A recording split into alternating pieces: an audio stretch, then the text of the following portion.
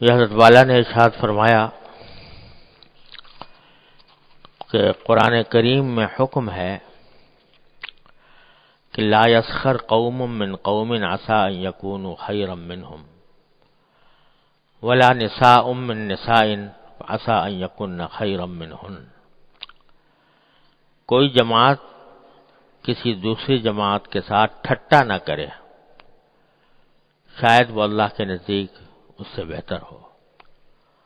اور عورتیں عورتوں سے تمسخر نہ کریں، شاید وہ ان سے بہتر ہوں۔ تمسخر کے معنی یہ ہے کہ کسی کی اہانت اور تحقیر اور اس کے عیب کا اظہار اس طرح کیا جائے جس سے لوگ ہنسیں یا دل لگی کریں، جس سے دوسرے کو ایذا پہنچے۔ اس میں بہت سی صورتیں داخل ہیں، مثلا کسی کے چلنے پھرنے، اٹھنے بیٹھنے، بولنے، ہنسنے وغیرہ کی نقل اتارنا، یا قد و قامت، شکل و صورت کی نقل اتارنا، اس کے کسی قول و فعل پر ہنسنا، آنکھ یا ہاتھ پیر کے اشارے سے اس کے عیب کا اظہار کرنا۔ رسول اللہ صلی اللہ علیہ وسلم نے فرمایا کہ جو لوگ دوسرے لوگوں کا مذاق اڑاتے ہیں، آخرت میں ان کے لیے جنت کا دروازہ کھولا جائے گا اور اس کی طرف بلایا جائے گا۔ جب وہ سرکتا ہوا وہاں تک پہنچے گا تو بند کر دیا جائے گا۔ اسی طرح برابر جنت کے دروازے کھولے اور بند کیے جاتے رہیں گے، یہاں تک کہ وہ مایوس ہو جائے گا اور بلانے پر بھی دروازے جنت کی طرف نہ جائے گا۔ ایک اور حدیث میں ہے کہ ایک شخص کی ریح صادر ہو گئی، لوگ ہنسنے لگے تو رسول اللہ صلی اللہ علیہ وسلم نے خطبے میں اس پر تنبیہ فرمائی اور فرمایا کہ جو کام تم سب خود بھی کرتے ہو اس سے کیوں ہنستے ہو؟ بعض لوگ ناواقفیت یا غفلت سے تمسخر کو مذاق میں داخل سمجھ کر اس میں مبتلا ہو جاتے ہیں، حالانکہ دونوں میں بڑا فرق ہے۔ مزاح جائز جو حضرت صلی اللہ علیہ وسلم سے ثابت ہے، اس کی شرط یہ ہے کہ اس میں کوئی بات خلاف واقعہ زبان سے نہ نکلے اور کسی کی دل آزاری بھی نہ ہو، اور وہ بھی مشغلہ اور عادت نہ بنے، کبھی کبھی اتفاقاً ہو جائے۔ اور جس تمسخر میں مخاطب کی دل آزاری یقینی ہے وہ باجماع حرام ہے، اس کو مزاح جائز میں داخل سمجھنا گناہ بھی ہے اور جہالت بھی۔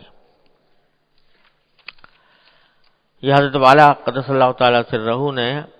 زبان کی آفتیں بیان کرتے ہوئے،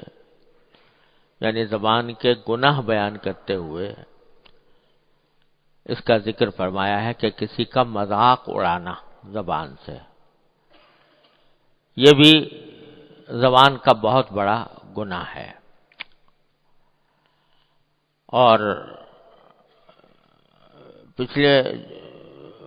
پچھلی مجلس میں نے عرض کیا تھا کہ لغو گوئی یعنی ایسی بات جس کا کوئی فائدہ نہ ہو دنیا آخرت میں، یہ بذات خود انسان کو کسی نہ کسی گناہ میں مبتلا کرنے کا ذریعہ بنتی ہے، اس سے بچنا ضروری ہے۔ تو بعض ساتھی بعد میں پوچھتے رہے کہ بعض اوقات ہم گھر میں اپنے بیوی بچوں سے یا کوئی مہمان آتا ہے تو اس سے کچھ باتیں کرتے ہیں، اور اگر بالکل خاموش ہو کے بیٹھ جائیں تو وہ اس کے حق کے خلاف معلوم ہوتا ہے، تو ایسے میں کیا کرنا چاہیے؟ تو خوب سمجھ لیجئے کہ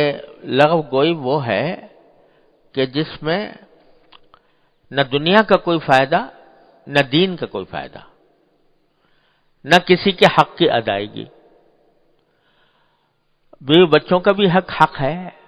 اللہ تعالیٰ نے رکھا ہے، ان لنفسک علیک حقا ولزوجک علیک حقا، تو اس حق کی ادائیگی بھی ضروری ہے۔ اب آدمی اگر یہ سمجھے کہ بھی مجھے خاموش رہوں اور ساری زندگی گھر میں جاتا ہے اور بیوی سے بات ہی نہیں کرتا، تو یہ تو اس کی حق تلفی ہے، یہ جائز ہی نہیں۔ اسی طریقے سے کوئی مہمان آتا ہے تو اب مہمان کے سامنے آپ بالکل چپ ہو کے بیٹھ کے، چپ کا روزہ رکھ کے بیٹھ جاؤ تو اس مہمان کی حق تلفی ہے۔ تو کسی درجے میں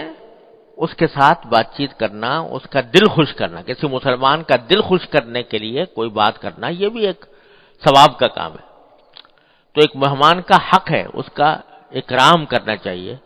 اور اس اکرام کا تقاضا یہ ہے کہ کچھ بات اس سے کرے، لیکن یہ سب چیزیں حدود کی پابند ہیں، ایک حد تک ہے وہ کرے۔